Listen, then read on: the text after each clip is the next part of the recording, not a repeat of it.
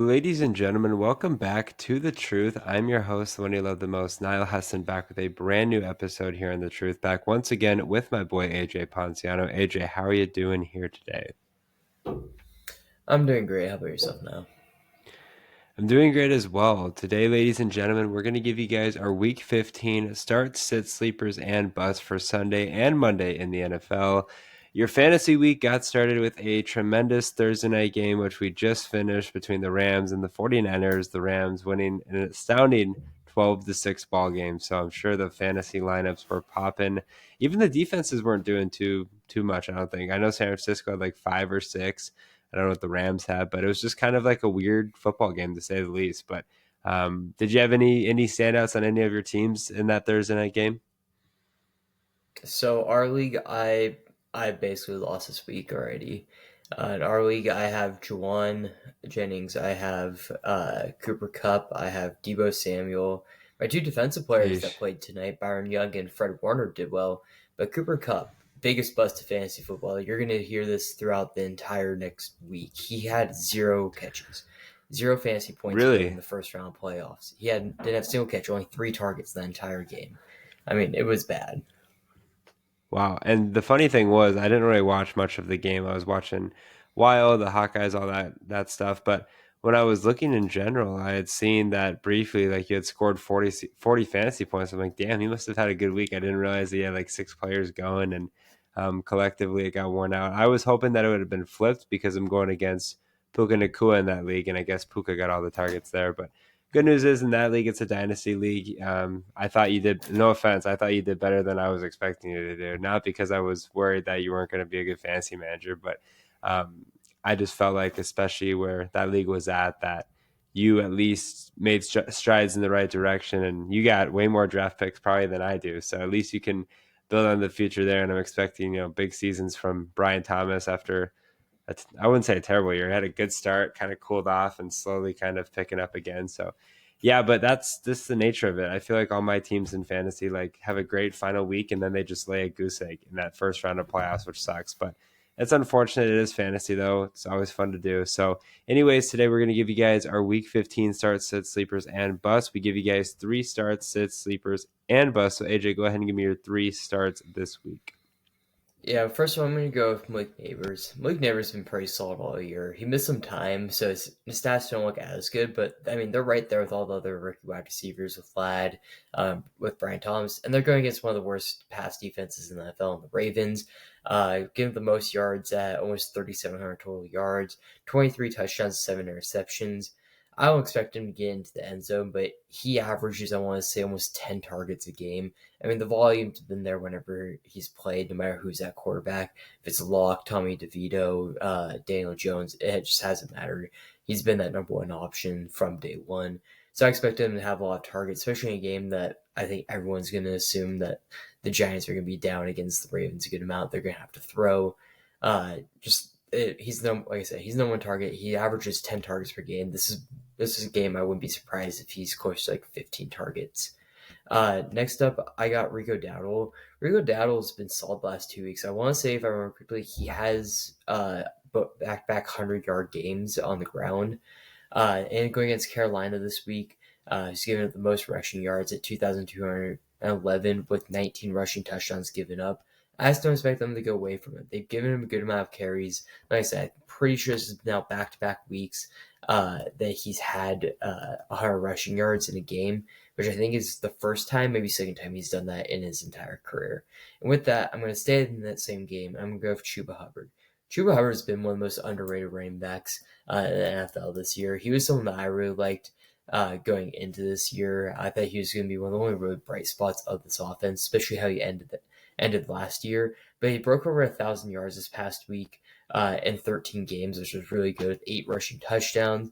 Does have 35 receptions, 141 yards, and a receiving touchdown. He's been good all year. But we know how bad this Dallas run defense has been. They've given up 21 rushing touchdowns, which I believe is the most in the NFL. And they're the fourth worst run defense, giving up 1,845 rushing yards up to this point. I think both running backs in this game are going to go off. I mean, I think it's going to be a lot closer game. just the quarterback situation on both sides. Bryce Young's been playing a little bit better, but Chuba's been the main part of that offense. He's, like I say, he's really been the bright spot. Bryce Young started off slow and then it's played a little bit better, which has also helped out Chuba a little bit more. But like I said, both running backs should have a really good game here. Yeah, so for me, my first one is going to be Nick Chubb. Obviously, Nick Chubb last week wasn't necessarily the best of weeks, 11 carries, 48 yards. I think a lot of people are a little bit skeptical about Nick Chubb just because obviously missing the first 6 games, still recovering from that devastating leg injury.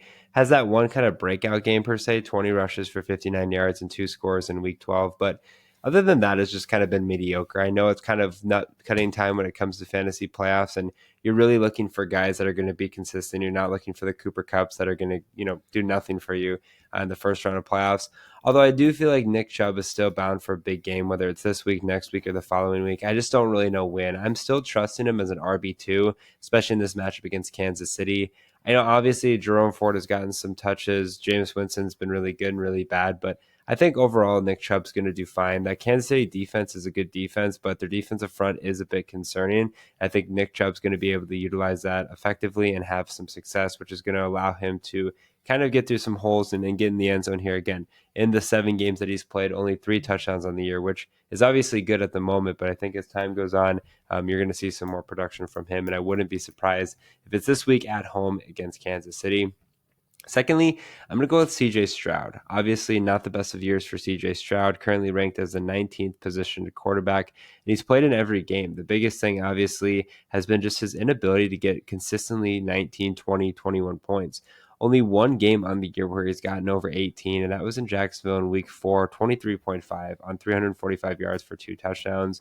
Obviously, a little bit of a sophomore slump or a sophomore hangover this season, just in general. 15 touchdowns to 9 interceptions as like 3,100 yards. So hasn't been necessarily the best of seasons, but that doesn't mean that you still can't trust him going into this matchup in the first round of playoffs against Miami. On top of that, maybe the thing for CJ Stroud was he just needed a little bit of time off, and he did just get that with the bye week. So I think that could help him as well, even though he's been 10, 15, 14 the last 3 weeks. Getting that bye week and a fresh set of legs, especially going into these next 4 matchups. The next 2 after this one, it's going to be some big time performance games with on the road in Kansas City and then against Buffalo. This Miami game is a huge game for the Texans and CJ Stroud. I think he's going to be able to deliver a performance of 19, 20 fantasy points. It could be kind of I wouldn't say a sleeper, but one that could definitely be a difference maker in the first round of playoffs.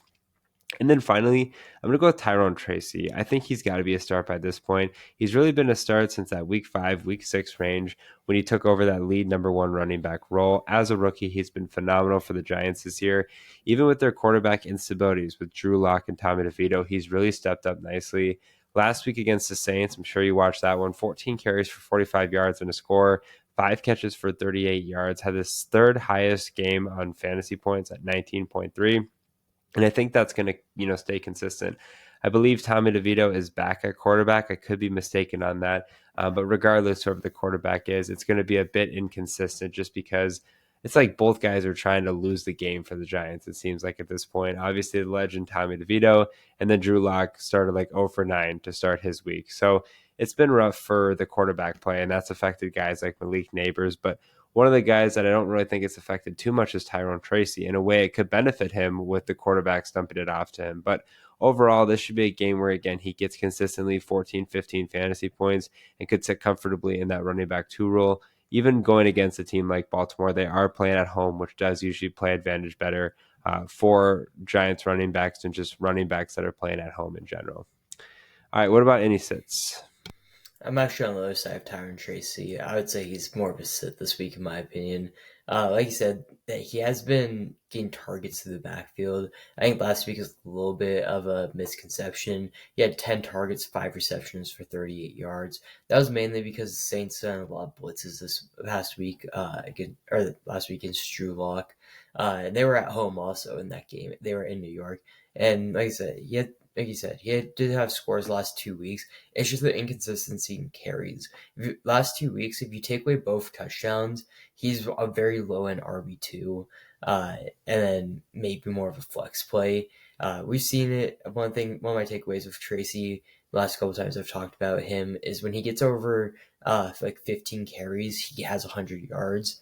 or it's usually like the train. This week he had over last week he had over 15 rush attempts and 5 receptions, and then total over 100 total yards. Like I said, he did have the touchdown to make up for it, but that was also in a game against New Orleans, who has a really bad run defense, and now he's going against one of the best run defenses, who've given up over or under 1,100 total rushing yards and only 11 touchdowns.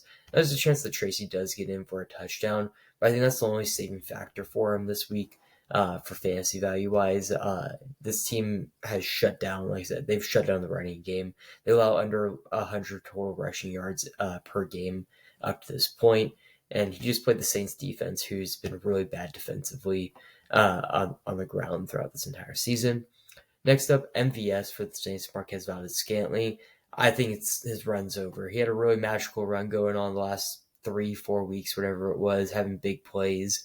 But this week, he's not going to have Derek Carr. I believe Jake Haener has been announced the starter for the Saints this week versus the Commanders. And the Commanders' pass defense has been pretty good this year. But big thing, no Derek Carr. We haven't seen Haener or Spencer Rattler, if he eventually comes in, really push the ball down the field like how Derek Carr has been doing with MVS. On top of that, the Commanders have the third best pass defense for yards, if you look at yards given up, at 2,600 passing yards given up, which is the third fewest. They have allowed 21 touchdowns, only 8 interceptions. But the big thing here is rookie or second year quarterback in Jake Haener making his first ever start, maybe second ever start. I think he may have had one at the end of last year. But Haener, the guy who doesn't have much experience, or Rattler, if he comes in later in the game, Haener isn't performing, I'm just going to make the assumption that MVS isn't going to be one of the top targets there because of that. And lastly, I'm going to say George Pickens, and it's for a weird reason.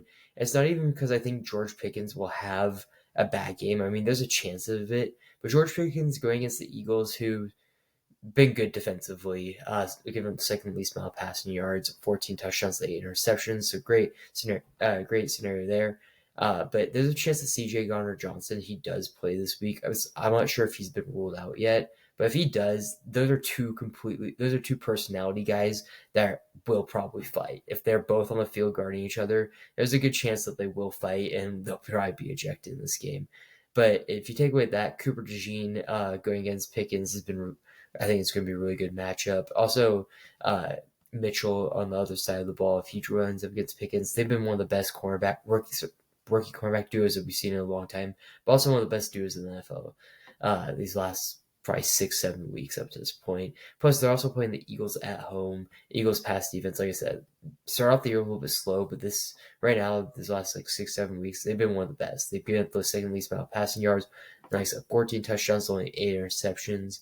The Steelers, I wouldn't say their run is going to come to an end, but this is a tough game. We've seen it with the Eagles the last couple of weeks. Is the passing offense has been really slow for the teams that they faced. So for me, my first is going to be Aaron Rodgers. Obviously, Aaron Rodgers had a pretty solid week last week at Miami, and that tough loss there for the Jets. 339 yards, 1 touchdown, 0 interceptions, but 17.5 fantasy points on the day. I mean, Aaron Rodgers' last 3 weeks, factoring in that extra week there in week 12 with the bye, have been relatively solid. I mean, 14, 16, and 17. Not one that's necessarily going to win you a fantasy championship, but one that's going to keep you afloat. If it makes you feel any better, he's 2 spots position ranked ahead of CJ Stroud. So just kind of goes to show those two. Obviously, Rodgers and Stroud have been healthy the whole year. Obviously, injuries throughout the year, but nothing where they've been held out for the majority of games, things like that. And also looking at him, he's got a little bit better stats: 20 touchdowns to 8 interceptions, just about 200 less yards. So when you really look at two guys like that, and the only reason why I'm bringing him up is just because of the fact that he was the last quarterback that I talked about. But regardless, they're going to their second road game. At this point, the Jets are really just trying to kind of tank for, I guess, a better pick because they're not playing for anything. And would they really tank? I don't think Aaron Rodgers necessarily would, but this could potentially be Aaron Rodgers' season as a whole. So there's just a lot of things looking at it where I think Rodgers, moving forward, really is not just going to have the necessarily great ability to put up these fantastic fantasy points. On top of that, last week Jacksonville and Tennessee was an absolute shootout, like 10-6, I think the final score was. So Jacksonville defense has definitely stepped up to the plate. All in all, I think this is going to be another low-scoring game, and I just would not buy the hype on Rodgers, particularly this week. Maybe an opportunity the following week, but after watching the San Francisco 49ers defense or offense score 6 points against the Rams defense, that one might be concerning too. And then at Buffalo, and then finish the year versus Miami. So really for the fantasy playoffs, I think Rodgers' next four matchups look a bit concerning. Secondly, I'm going to go with Devontae Smith. Devontae Smith has had a really up and down year. He's been dealing with an injury. I believe it's an ankle injury, definitely a lower body injury, but he's been really up and down. Some weeks he's getting you 20, other weeks he's getting you like four. Last week, 4 catches, 37 yards, one touchdown in the first game back out of missing the previous two at the Rams and at Baltimore. Comes back to another matchup this week against Pittsburgh. I'm pretty sure he's good to go fully, no health concerns, but that health concern is always going to be lingering. One of the notes that I will point out is the fact that I've seen, especially as of late, some recent frustration, to say the least, between Jalen Hurts and A.J. Brown, which would maybe open up the door for Devontae Smith to have success. All in all, I think Devontae Smith is a tremendous player. I really think he's a really talented wide receiver. I just don't think this is particularly the matchup, especially with him doing an injury with an injury. Even though he's fully healthy, he hasn't had that big 30-point performance yet. He is competing with targets with AJ Brown, even though they have that strained relationship. And I just haven't really seen too much production. He hasn't gotten more than 4 receptions in a game since week 8, and that speaks volumes. And the other time before that was 3 weeks, 1, 2, 3, 7, 7, 7, weeks 1 through 3. Other than that, it's been pretty quiet. So I'll be really kind of curious to see what happens with him and his progression moving forward. And then finally, I'm going to go with Amari Cooper. Again, another weird player. Obviously, got traded from Cleveland to Buffalo. I would say overall had more success with Cleveland, just with consistency. Buffalo, I feel like there's more mouths to feed. Had a good week that first week there, and then the rest has been kind of quiet. Missed a couple of games, but last week kind of got back into the realm of things. 6 catches, 95 yards against the Rams. Again, the biggest thing with Cooper, especially in the first round of playoffs, is I just need consistency. And I haven't seen that from Cooper yet. I don't know if I'm ever going to see it, especially in this match against Detroit. Yeah, Detroit on the road, it's a home environment, it's an indoor environment for Detroit. But, I don't think that the Detroit defense is really going to allow big yardage. On top of that, the Buffalo Bills have a plethora of just like mediocre receivers that they can go to. For example, obviously the tight ends and Dawson Knox and Kincaid when they're healthy. They also got guys like Khalil Shakir, some other receivers as well that I can't think. Keon Coleman, I know he's been banged up as well, but there's a lot of mouths to feed in Buffalo, and I feel like Amari Cooper was kind of brought in as a veteran piece that can make profound impact moving forward. So looking at it from that perspective, I think overall this is just going to be one of those things that can really progress futurely down the line, but not in this matchup against Detroit. All right, what about sleepers? First one I'm gonna have is Will Disley. I'm not exactly sure on Lad McConkey's injury if he will be playing this week. Disley lost 2 weeks though, only 3 total targets, 2 catches, 19 yards. But he's been one of those guys that Herbert's been going to. He's been pretty reliable. If you're in a deeper league, maybe start Disley. But like you've seen the upside here against Cincinnati, 4 catches, 80 yards, a touchdown. 4 catches, 47 yards versus Baltimore. 8 catches for 81 versus Arizona. And there's a chance that he could have a good game. One of the things that kind of confused me is Disley was being covered a lot harder, a lot more with Vlad McConkey being out. I believe he got injured during the Atlanta game, and then also against Kansas City. Vlad McConkey didn't play. If Vlad is playing, I think that opens up the field for Disley a little more, especially in a tight end spot where tight ends have been really unpredictable up to this point. Michael Pittman is going to be my next guy as well. Michael Pittman has had I wouldn't say a lot better season, but has turned his season around with since Anthony Richardson's come back from injury. They've been on. They've been connected a lot more than when they did it early on. Early on, Pittman, I know I had him in a couple weeks, and I was very upset. I was expecting Pittman to have a pretty good year here, and he really hasn't done much. But the last, I want to say, probably 3-4 weeks outside the bye that they just had, has gotten a lot more targets, a lot more consistent receiving yards. I think there's an opportunity for him to finally break out. As well, they're going against the Broncos. Broncos' pass defense has been pretty solid. One problem is Pat Surtain. He could be on Pittman a good amount, but we've also seen the Broncos take forever once one receiver goes off. I mean, we saw it with Jerry Jeudy and the Browns. They let Jerry Jeudy receive for over like 150 yards before they were like, all right, we're going to put Pat Surtain on him. I don't think that's going to be exactly what Pittman does, but if someone else starts going off, Surtain goes over, that also leaves Pittman wide open. They've given up like the 10th or 11th most passing yards at almost 3,200, 17 passing touchdowns given up to 12 interceptions. They are playing at home. They are playing in Colorado. So weather conditions may be a little bit snowy, which could also help out Pittman in those type of scenarios because all those other guys, Adonai Mitchell, Josh Downs, and Alec Pierce have all been used more as like the downfield threat. For Anthony Richardson, Pittman's been more of that middle guy, middle of the field, shorter route type of guy. So that could help out A Rich a lot more.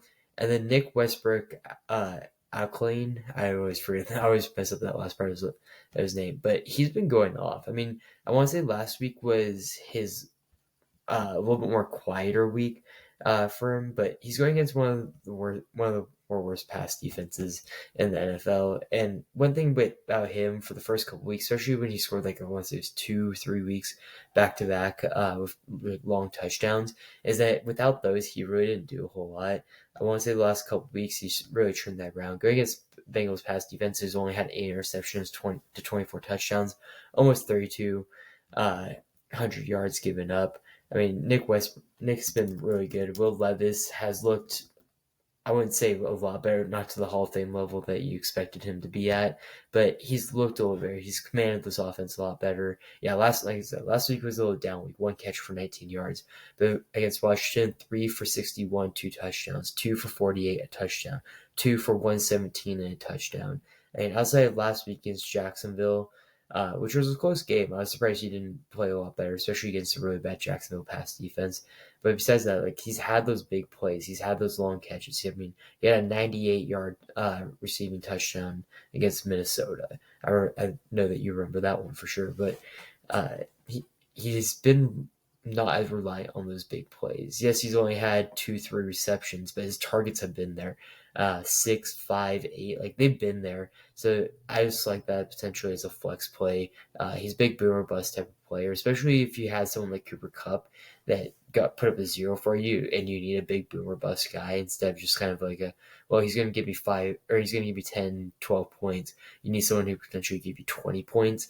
I wouldn't be surprised if Nick Westbrook would be more of that reliable, not reliable guy, but be that better guy to put into your lineup for this week. So for me, I'm going to go first with Bryce Young. Obviously, Bryce Young got benched. We all know that. But after he got benched, I think he's really done a great job.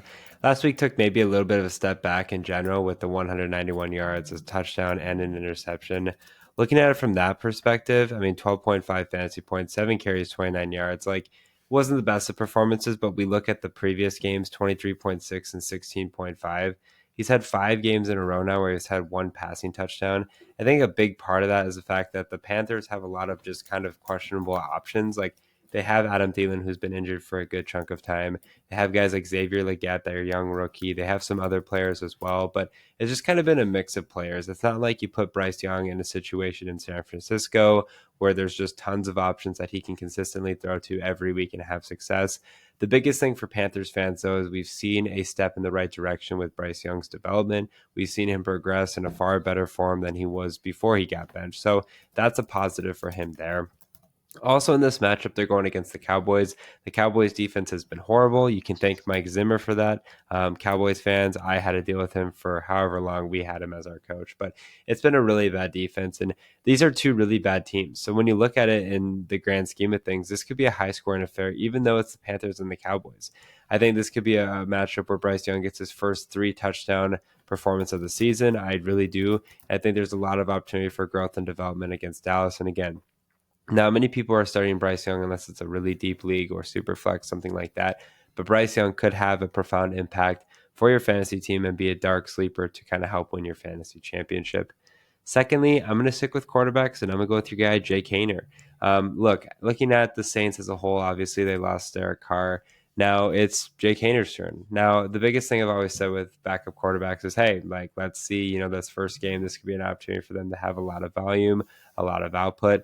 But I think this is also a sign from the Saints to kind of see what they have in Haener because they've seen what they have for someone in Rattler. I don't think you can necessarily base a couple of games on, if you think Spencer Rattler is your future, but at least, kind of flirt with some of the options here, like Jake Haener. I know you guys signed the GOAT, Ben DiNucci as well. So they kind of have some quarterback flusterings to say the least. But, Jake Haener, I believe this year is his first action, drafted back in the 4th round of 2023.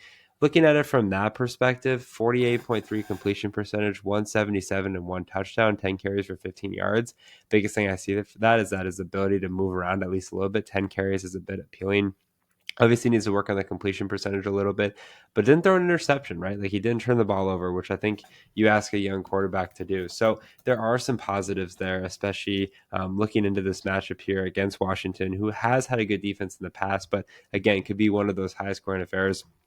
Again, deep sleeper. This is probably like a 16 team, super flex, need a quarterback, pick him up. But again, a guy that I think could get you at least 12, maybe 13, especially with what I've seen early on in his career. And then finally, I'm going to go with Ramondre Stevenson. Again, up and down year for Ramondre. It's had some highs, has had some lows. I think a big part of that has been the Patriots' either ability to play at an effective level or their inability to play at an effective level. But coming off a bye week, his legs are going to be refreshed. He's fully healthy, good to go. Going into Arizona, again, Arizona, the Vikings were able to run all over them. The Seahawks were definitely able to run over Arizona with Zach Charbonnet. Thanks a lot. In that last matchup there. So there are some positives there. But looking at that for, a guy like Ramondre Stevenson, this could be a good opportunity for him. On top of that, Ramondre Stevenson is that pass catching PPR running back. And I think Ramondre Stevenson kind of fell through the ranks just because he hasn't had the success that maybe people were expecting like myself. He is a 24th ranked position running back, has dealt with some time with injuries and things like that. But I think this could be an opportunity for him to get back to that 16, 17 plus performance. And again, be a consistent RB2 choice, even with these two matchups on the road at Arizona and at Buffalo. All right, what about any bus? I'm gonna go with Mike Evans. I know he's injured right now, re-injured that hamstring, but he's still questionable to play. Even if he does push through it and play, which I think there's a high likely chance that he does. I don't think he's gonna have production. I think they're gonna not try to push Evans, but I think Evans can try to push himself because he does still have that streak on the line for 1,000 yards every single season. The last 10 years he's done it. He's had 1,000 yards every year. He's at 590 right now and has 4 games left try to get to 1,000, which is obviously really hard to do. He's going to have to get 410 yards in the next 4 games. So he's going to want to push himself because he doesn't want that record to break. As much as silly it is, like, oh yeah, he's injured. Like, don't push yourself. It's your hamstring again. It's just something that he's going to want to do. But he's also older. He's going against a good Chargers pass defense, who's given up almost 2,900 passing yards, which is, I want to say, eighth fewest in the NFL. 15 touchdowns, 13 interceptions. They'll give up a lot of yards per game. Not a lot of yards per attempt either. Only 6.6. Evans, on top of the injury, if he does come back and he does push himself to try to get back in this game, I could see maybe 3 catches, 45 yards. I think that's the max AC out of him. Really good defense with the Chargers, really good pass defense. Also, again, he could re-injure that hamstring for the third time this year, trying to push himself to get back to being better.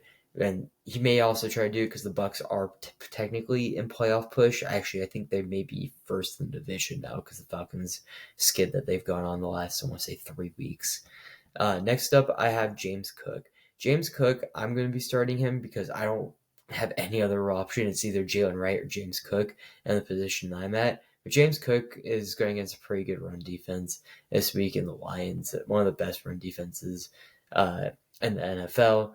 But one of the big things about James Cook these last couple of weeks, he hasn't been a premier option, and it's not even really his fault. It's just how well Josh Allen has played these last couple of weeks. They haven't really needed to use James Cook. He's got a couple receptions, 2 last week, one the week before that. One week before that against San Francisco, 107 yards and a touchdown. But that was also the snow game. If you go back to the week before that versus Kansas City, what kind of saved him was 5 receptions for 7 yards and 2 touchdowns. But his rushing numbers, 9 rush attempts for only 20 yards. Last week versus the Rams, 2 rush attempts, 20 yards, two receptions for 9 yards. He just really has been a big part of this offense the last couple of weeks, outside, again, that snow game where they really didn't throw that much. And they're going against Lions defense. Like I said, one of the best run defenses in the NFL. Fewest yards given up, just over 1,200, 12 rushing touchdowns. This could be James Cook game where we see him have 5 receptions, a touchdown, and like 30 total yards, 40 total yards. I wouldn't be too surprised with that. But that's not what you need out of a guy like this. Like I said, I'm not going to sit him. You probably won't sit him, but I wouldn't have high expectations for him. And lastly, Jonathan Taylor. Jonathan Taylor, it's been interesting. I know they had a bye week last week, so he didn't play at all. But Jonathan Taylor's had a really weird year. Like there's times where he's looked really good, times he looked really bad. Plus the injury that he already had. Up to this point, 800 yards, 5 touchdowns, 14 receptions for 118 yards and 1 receiving touchdown. He's been used a little bit better, or a lot better the last couple weeks. With Anthony Richardson back. Last time they played against New England, 25 rush attempts for 96 yards, 1 reception for 7 yards. And then against Detroit, 11 rush attempts for 35 yards, no receptions there. 24 rush attempts for 7 yards, 1 reception for 3 yards with the Jets. Like, it's been weird. Like he's had good games, he's had carries, and then we just haven't seen him, or he hasn't been putting up those numbers that we expect him to. Broncos' run defense has also been really solid this year, only giving up 6 rushing touchdowns up to this point, 2,300 yards up to this point as well. I mean, they're honestly probably better than the Lions' defense, right around the same amount of yards, with half the touchdowns given up. But I think that's the big thing. Jonathan Taylor, if he's going to be super relevant this week, I think it would be in the touchdown department, and it's going to be hard because they've only given up 6 rushing touchdowns up to this point. If he gets like 18, 20 carries like we've seen him, get him 50, 60 yards, I wouldn't be too surprised, like 2, 3 receptions. But same thing with James Cook. You'll have the production. You're not going to sit him because it is a playoff game that was your first, second round pick. But the production, I think, just not going to be there, even though you're probably going to have to start him. Yeah, so for me, my first is going to be Nick Westbrook Ekine. I know you mentioned him as a deep sleeper. Look, I've never bought Nick Westbrook at all. Like, yeah, he had 0 points first 4 weeks, and he slowly started to pick it up. Obviously, people got a boner in weeks 11 through 13, 19.7, 12.8, and 21.1. Like, they're like, okay, like this guy is like some deep sleeper, but he's only had one game of more than 3 receptions, and that was in week 9 against New England. 5 catches, 50 yards, and a score. Yeah, he has 6 touchdowns, actually 8 touchdowns on the year. Big ball threat, but that's just way too risky, especially in fantasy playoffs. They are going against Cincinnati, who is prone to giving up those big plays, so there is potential for him to have success. But again, I feel like you're playing Russian roulette with a guy like Nick Westbrook. Hard to believe that he's rostered in 41% of leagues, but who knows, right? Will Levis has shown an ability to throw the ball deep downfield and have success. I'm just going nowhere near that, especially to end the regular, or well, as we ended the regular season, but more than that as we enter into the playoffs and that format moving forward. Secondly, I'm again going to go with the Broncos running backs. I just never know who to start. They won last week 41-32, a great game, by the way. But looking at that from a whole, I mean, what? Jaleel McLaughlin was their leading rusher, sure, 14 carries for 84 yards. They only had 2 rushing touchdowns on the day, and they came from Javonte Williams, who had 4 carries for 1 yard and a score, and Michael Burton, who had 1 carry for 1 yard and a score. Like, not even Estime, not even McLaughlin, not even Bo Nix had, rushing touchdowns, and Marvin Mims Jr. outrushed Javonte Williams. Like, what do you? I don't understand what Sean Payton does. I really don't. I don't get it. I thought there was going to be a lot of opportunity for maybe success for some of these running backs, but it's kind of like a running back by committee. I'm definitely not trusting any of them. If I had to pick one, probably still Javonte Williams, even though that probably sounds ridiculous. I feel like every time I do trust Javonte Williams, it ends up working out. I just think that Sean Payton and that Broncos offense has gotten a game plan in the past to kind of change things up based on defensive schemes and things that matter. But there's no way I'm trusting the Broncos running backs collectively, or individually, I should say, because collectively they've kind of just thrown things at the wall and had success. And then finally, I'm going to go with Jalen McMillan. 4 catches, 59 yards, 2 scores on the day. By far his best game, 21.9 fantasy points. I was expecting more production, especially with Chris Godwin and Mike Evans out for the period of time that they were. Just really hasn't gotten it. But with Mike Evans back, he had 4 catches for 59 yards and 2 scores. I think that was just kind of a 1 week wonder. I really do. I'm also hoping for that because in that Dynasty League, yeah, I'm going against Jalen McMillan. So it'd be really great in back to back weeks if I don't get burned by a freaking Jalen McMillan, who's done nothing the entire season. So again, he has success when he gets into the end zone. It sounds stupid to say that because that's most, if not all, wide receivers, but particularly a guy like Jalen McMillan and Nick Westbrook, where they're kind of touchdown reliant. I just don't see it happening. I just feel like the Bucs offense has been interesting, but I think it's going to be really revolving around Mike Evans and that passing game as opposed to maybe Jalen McMillan stepping up to the plate and having success. thank you guys for listening to another episode here in The Truth. If you guys did enjoy it, make sure you follow The Truth on Twitter at The Truth as one to stay up to date with the latest information regarding The Truth, including podcast dates, podcast uploads, and other important information you don't want to miss. Make sure you guys also follow The Truth on Instagram and TikTok at the.tt.truth. Are you looking to find a drink that offers peak hydration, raises your energy level, speeds up your recovery, and keeps your mind sharp through focus and memory? Look no further than Acid Rainwater. I'm excited to partner with Blended Sports AZ and Acid Rainwater, which focuses on peak hydration and productivity while also maintaining an ecosystem-friendly product. Use code HESSON15, that's HESSON15, 15% off every purchase. As always, I'm your host, the one you love the most, Niall Hesson, joined once again by AJ Ponciano. Take care and good night.